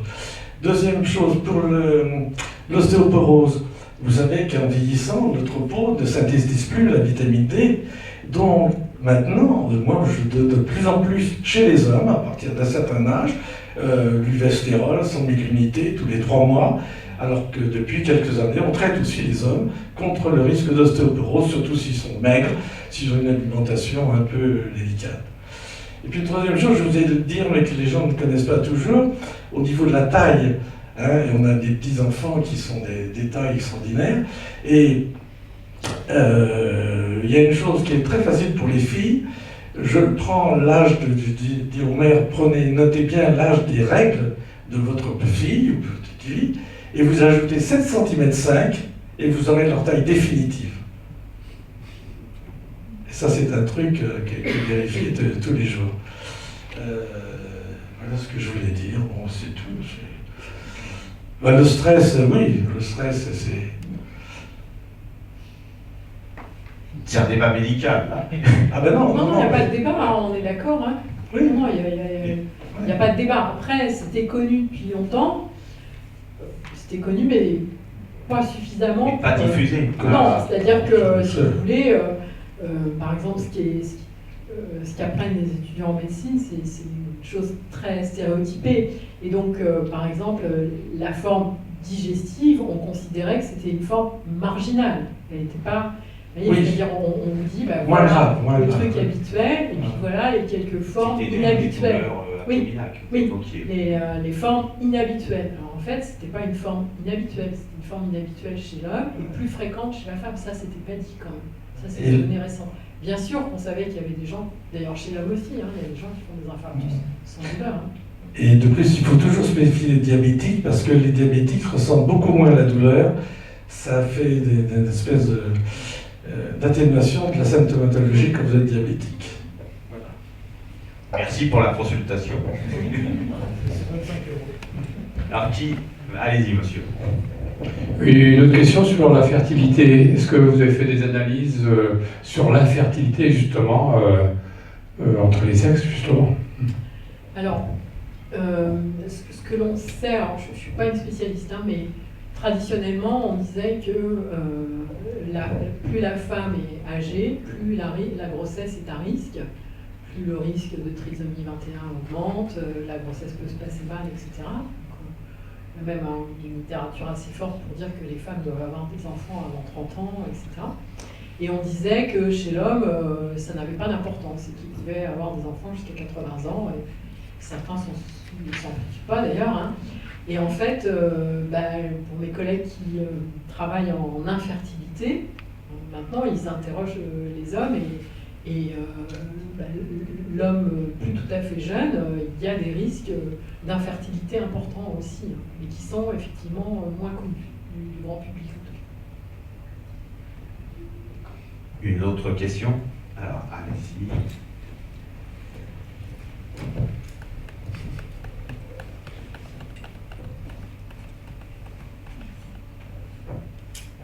Oui, bonjour. Merci beaucoup pour cet exposé qui était vraiment très intéressant. Et j'ai noté à plusieurs reprises, vous avez dit ce n'est pas être féministe que de dire que. Je trouve que c'est incroyable d'être encore obligé de dire ça pour défendre une médecine avec une entrée qui soit genrée ou sexuée combinée. Vous avez parlé des inégalités d'accès aux soins. J'aimerais savoir ce que vous voyez comme dimension de prévention pour pouvoir y remédier. Est-ce que ce serait, et notamment sur tout ce que vous avez évoqué en lien avec l'étude dont Geneviève Courreau était co-rapporteur sur l'étude du HCE, sur la dimension sociétale et les facteurs de stress liés à la précarité sociale. Il y a deux choses. Un, on peut lutter contre la précarité sociale, hein, mais bon, c'est pas vraiment à l'ordre du jour, mais voilà. La deuxième, c'est qu'il faut quand même faire des campagnes de prévention plus importantes. Par exemple, le dépistage du cancer du sein ou le dépistage du cancer du col de l'utérus. Les femmes qui ne font pas ces dépistages, qui sont pourtant relativement bien organisées, hein, vous recevez un truc dans votre boîte aux lettres, on vous dit prenez rendez-vous pour faire une mammographie, ça ne vous coûtera rien. Eh bien, il y a quand même un pourcentage, alors je ne sais plus lequel, mais un relativement important de femmes qui ne font pas ce dépistage, et ce sont effectivement ces femmes précaires. Donc peut-être ce sera le sujet pour les quelques minutes qui nous restent.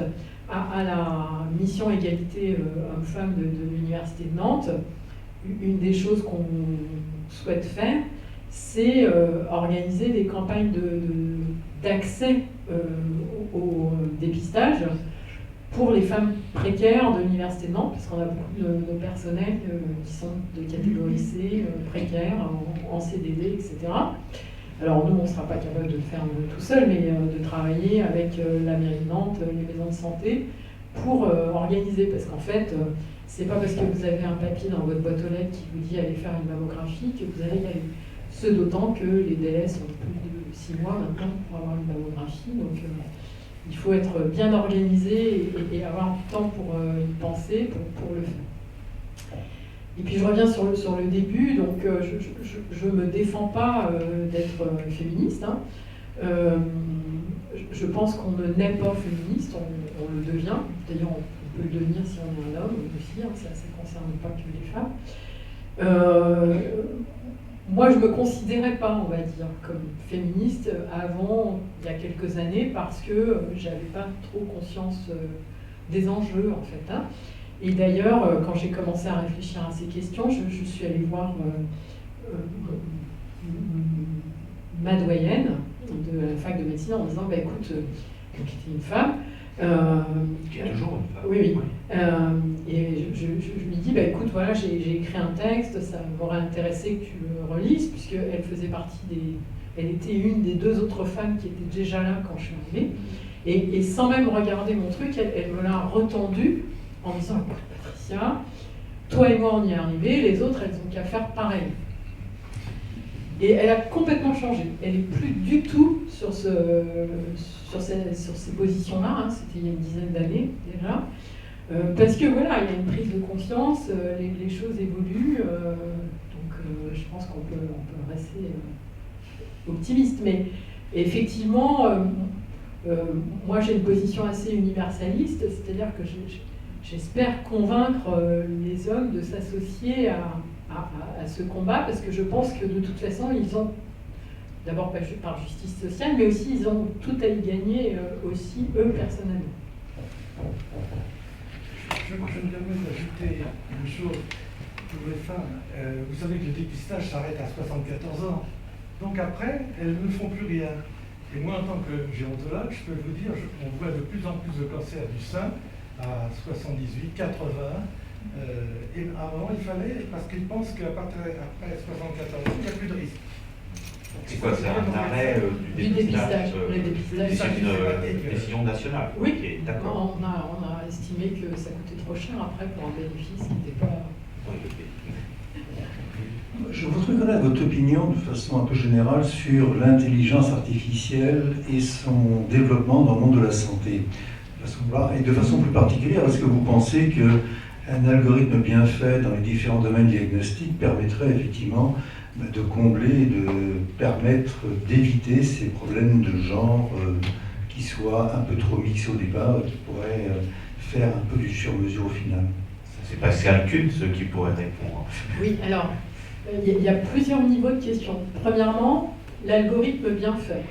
Donc, effectivement, ma collègue qui travaille dans l'informatique vous dirait que pour l'instant, les algorithmes ne sont pas pensés du point de vue du genre et faits par des hommes. Le monde du numérique, il est extraordinairement masculin. Hein. Donc, encore faut-il que cette réflexion existe et pour l'instant, elle est à ses prémices. Parce qu'il y a des gens qui commencent à dire mais il faut faire attention. Alors, ça ne concerne pas seulement l'égalité hommes-femmes. Hein. Les systèmes de reconnaissance faciale ne reconnaissent pas les gens un peu noirs, etc. Donc c'est toute une série de populations qui sont un peu discriminées à travers ces systèmes-là. Ça, c'est la première chose. La deuxième, c'est que, alors mon opinion qui est vraiment personnelle, c'est que ces systèmes d'aide, parce que c'est comme ça qu'on les appelle, pourraient être des aides importantes, mais ils ne remplaceront pas les médecins.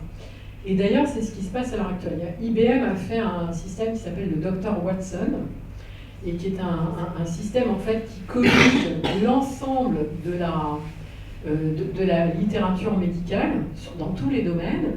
Et donc l'idée, c'est que si vous êtes un médecin au fin fond de l'Inde et que vous ne voyez pas beaucoup de patients avec telle ou telle pathologie, donc vous n'avez pas une grande expérience, vous allez demander au docteur Watson qu'il vous collige la littérature, qu'il vous fasse une analyse de la littérature. Vous dites, voilà, mon patient, il a 60 ans, il présente tel truc, etc. Docteur Watson, dites-moi ce que les autres ont fait avec des patients comme ça. Et en fait, il y a une étude qui montre que dans l'état actuel de Dr Watson, ça changera peut-être, donc il y a eu des médecins qui ont eu accès au Dr Watson et puis des autres qu'on a laissé se débrouiller, il n'y avait pas de meilleur résultat avec Dr Watson. C'est-à-dire que la débrouille, je vais demander à machin, à New Delhi, qui lui-même connaît, où je vais prendre quelques heures pour lire moi-même la littérature et me faire moi-même mon opinion. Et malheureusement, on a de moins en moins de temps pour faire ça, et c'est quand même dommage, parce que quand vous faites la littérature vous-même, vous apprenez. C'est comme ça que vous retenez, et c'est comme ça que si jamais vous voyez un autre cas, vous êtes en capacité. Alors que si on vous dit « Ah t'as ça, fais ça », 2 jours après, vous avez déjà oublié, et vous dites « Mais qu'est-ce que j'ai fait la dernière fois ?» Donc c'est important d'avoir du temps pour lire et analyser nous-mêmes la littérature médicale. Moi je ne crois pas, puis je pense que c'est pas souhaitable, mais en plus je pense que c'est pas possible, je ne crois pas au remplacement du médecin par les algorithmes. Par contre, que les algorithmes puissent nous aider en nous disant la plupart du temps, voilà ce que font les autres, et puis vous décidez que vous en tenez compte ou pas, ou vous l'adaptez, ça je pense que c'est quand même utile. Et ça existe déjà, hein, nos collègues aux urgences, ils ont beaucoup d'algorithmes, alors très très simples, hein, c'est des algorithmes qui ne nécessitent pas d'ordinateur, hein, mais on a déjà des algorithmes décisionnels. Hein. Le patient, il a telle ou telle association de symptômes, c'est un risque fort d'embolie pulmonaire, et je fais tel examen. Il n'a pas ces symptômes-là, le risque est très faible, et je ne me pose pas trop de questions, je ne fais pas l'examen. Vous voyez, donc, ça existe déjà, hein, et on les utilise. Mais on les utilise comme des aides. Une autre question? Oui. Allez. On va vous donner le micro. Bonjour. Alors moi ma question serait plus sur l'aspect donc en rapport avec le genre et avec les inégalités. Donc vous parlez de genre en tant que comportement construit. Et moi j'avais aussi cette question par rapport à la culture en fait. Donc c'est une culture de genre un peu qu'on a aussi. Et je me demandais si la culture aussi en général, donc par exemple d'où vient le médecin ou d'où vient le patient, ça impacterait pas aussi ces questions d'inégalité. J'avais entendu parler du syndrome méditerranéen. Syndrome méditerranéen. Alors, le terme me dit rien, mais si vous voulez, le médecin c'est un être humain, donc il a ses stéréotypes. Hein. Donc évidemment, quand il voit arriver quelqu'un qui est illettré, par exemple, dans son cabinet, il ne va pas forcément parler comme à quelqu'un qui annonce qu'il est ingénieur à la retraite. Donc oui, on a tous des stéréotypes hein, et il faut les connaître et essayer de les maîtriser parce que sinon on peut faire des erreurs. Alors, par exemple, c'est une discussion qu'on voit souvent quand les médecins disent, vous voyez une discussion sur des médecins qui disent moi je ne prends pas les patients qui sont à la CMU. Donc les gens s'émeuvent en disant mais c'est dégueulasse, vous n'avez pas le droit, comment ils font pour se soigner, etc. Et moi j'ai déjà entendu des collègues tout à fait sincères dire ah ben oui mais tu comprends, ils prennent rendez-vous, ils ne viennent pas. Ou bien on les voit une fois, ils doivent revenir, ils ne reviennent pas. Ou bien ils reviennent, ils n'ont pas pris de médicaments. Donc moi, ça ne m'intéresse pas de travailler dans ces conditions-là. Donc je ne prends pas ces gens-là, tant pis pour eux. C'est de leur faute, en fait. Hein. Et c'est vrai que si vous êtes à la CMU, ça veut dire que vous avez des problèmes financiers et que quelquefois, les problèmes de santé vont être au second plan par rapport à des problèmes de logement, de ressources, etc. Et que vous aviez pris il y a 6 mois un rendez-vous pour aller chez le médecin, mais là, à un moment, il se télescope avec enfin un premier rendez-vous, un entretien d'embauche ou je sais pas quoi, et ben vous allez aller en entretien d'embauche et puis vous appelez pas l'hôpital qui est de toute façon injoignable pour dire que vous annulez votre rendez-vous et voilà. Donc c'est des affaires qui sont compliquées. Hein. C'est pour ça qu'on a besoin de développer des structures qui sont proches des gens, où on sait qu'on va aller les chercher, ils vont venir, parce que sinon, oui, on s'occupe insuffisamment ou pas bien d'un certain nombre de catégories.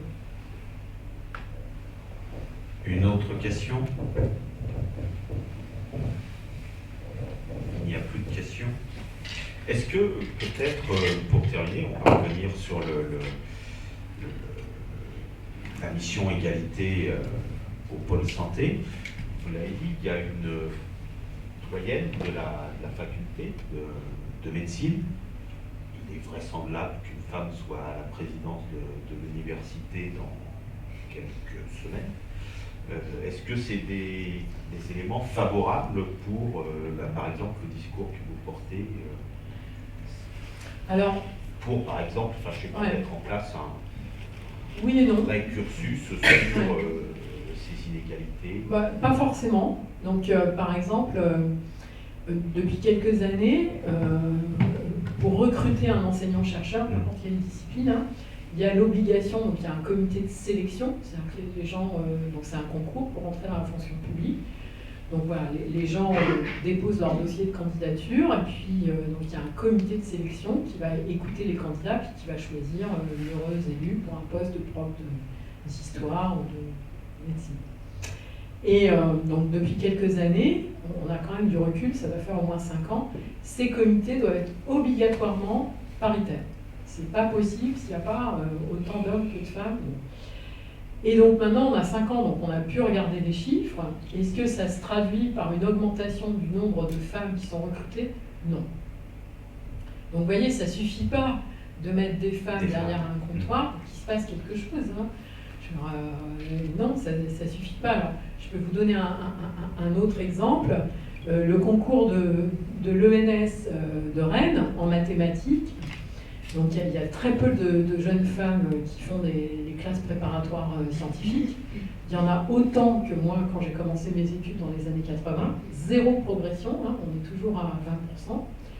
Bon, et parmi celles-là, donc c'est un collègue de l'ENS de Rennes qui m'a raconté ça, il s'était aperçu qu'elle réussissait assez bien l'oral, l'écrit, et puis quand elle passait l'oral, eh bien, elle se faisait étaler, ce qui fait que en maths, à Rennes, mais aussi à Ulm, à Cachan, etc., vous n'avez pratiquement pas de femmes en maths à l'heure actuelle.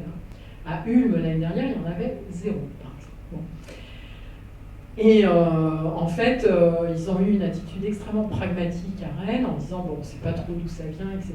Et donc, ce qu'ils ont fait, c'est qu'ils ont réintroduit à l'oral des matières dans lesquelles les femmes sont considérées comme très bonnes à l'oral, culture générale, français, et du coup, elles compensent par ces notes-là, les notes des garçons en maths, etc.